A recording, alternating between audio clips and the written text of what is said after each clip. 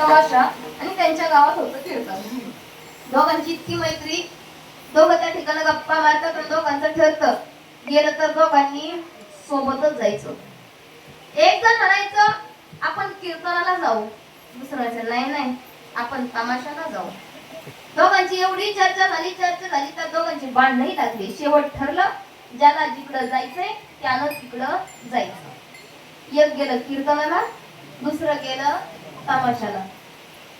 एक बसलं कीर्तनात जाऊन आणि दुसरा बसला तमाशात जाऊन. कीर्तनात जाऊन बसला, कीर्तन चालू झालं, महाराज आले, अभंग झाला, चाल झाली, पण त्याला ते कीर्तन काही गोड लागना. त्याच्या डोक्यात आली लावणी.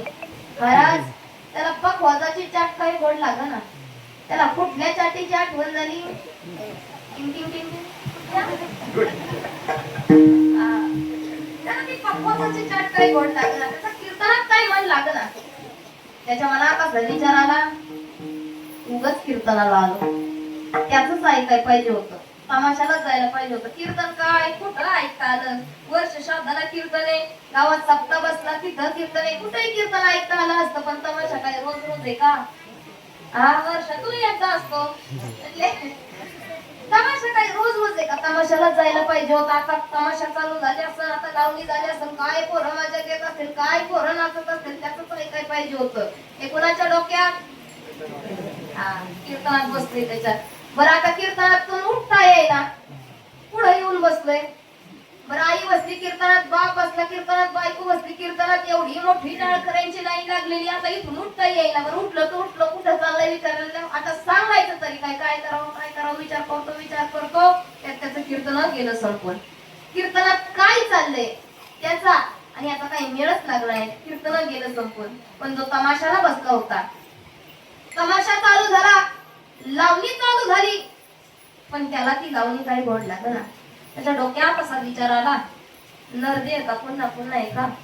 त्याच ऐकायला पाहिजे होतं, कीर्तनालाच जायला पाहिजे होतं. चार चांगले शब्द कानावरती पडले असतील, आता कीर्तन चालू झालं असेल, महाराज आले असतील, काय टाळकरी असतील, काय गायक गात असतील, काय मृदुंग वाजत असेल, काय बारकी पोरं नाचत असतील, काय लोक कीर्तन ऐकत असतील. म्हटले त्याच ऐकायला पाहिजे होतं, कीर्तनालाच जायला पाहिजे होतं. हे कुणाच्या डोक्यात? तमाशाला गेलाय त्याच्यात. पण त्याचा त्यात तमाशाही गेला संपून. दोघांचा कार्यक्रम एकाच टायमिंगला संपला. संध्याकाळी दोघ जण घरी यायला निघाले आणि घरी येत असताना जो तमाशाला गेला त्याला येताना सोन्याची अंगठी सापडली आणि जो कीर्तनाला गेला त्याला येताना पायाला विचू चावला. आता तुम्ही कुठं जाणार? म्हणा तमाशाला.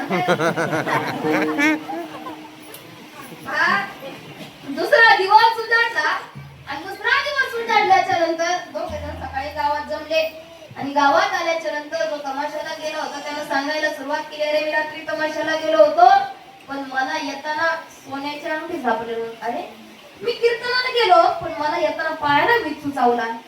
त्यावेळेस दोघे जण एका साधू महाराजांच्याकडे गेले आणि महाराजांना म्हटले, महाराज कलियुग चालू झालं. म्हटले कलियुग? म्हणजे काय झालं? म्हटलं हा तमाशाला गेला पण त्याला येताना सोन्याची अंगठी सापडली. मी कीर्तनाला गेलो पण मला पायाला विचू चावला. महाराज जरा अंतर्ज्ञानी होते. ते म्हणजे अरे बाळा तू शरीराला कुठं आहे याला महत्व नाही, तुझं मन कुठं आहे याला खऱ्या अर्थानं महत्व आहे.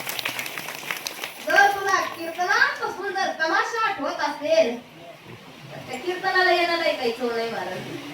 मग पहा आपलं मन आहे हे मन त्याच्या ठिकाणी लागलं पाहिजे. आपलं मन त्या भगवान परमात्म्याच्या ठिकाणी त्याच्या चरणी लागलं पाहिजे. दिलाय हा दिवस त्याची भक्ती करण्यासाठी दिलेला आहे. म्हणून जीवनामध्ये आल्याच्या नंतर खऱ्या अर्थानं त्या देवाची भक्ती का करायची? साधं सोपं तुम्हाला सांगून जाईल देवाची भक्ती का करायची. कारण आपल्याला किती दिवस इथं ठेवायचं आणि कोणत्या दिवशी स्मशानात न्यायचं हे ज्याच्या हातात आहे ना त्याचं नाव देव आहे. कारण त्या देवाच्या मनात जर आलं तर काही होऊ शकतं. म्हणून जीवनामध्ये आल्याच्या नंतर खऱ्या अर्थानं त्या देवाची भक्ती केली पाहिजे. आज त्या देवाच्या आपल्यावरती एवढे उपकार आहेत, किती उपकार आहेत लक्ष देऊ नाही का? देवाच्या आपल्यावरती एवढे उपकार आहेत की आज कोरोनाच्या एवढ्या 2-4 लाटा गेल्या तरी सुद्धा अजून आपला नंबर लागला नाही. हे देवाच्या आपल्यावरती असलेले उपकार आहेत. कारण कोरोनाचा काळ जर आपण आठवला तर तर माणसानं त्यांच्या वाजना इतका पैसा दवाखान्यामध्ये खर्च केला पण तरी सुद्धा त्यांना इथं राहता आलं नाही. पण खऱ्या अर्थानं देवाने आज तुमच्या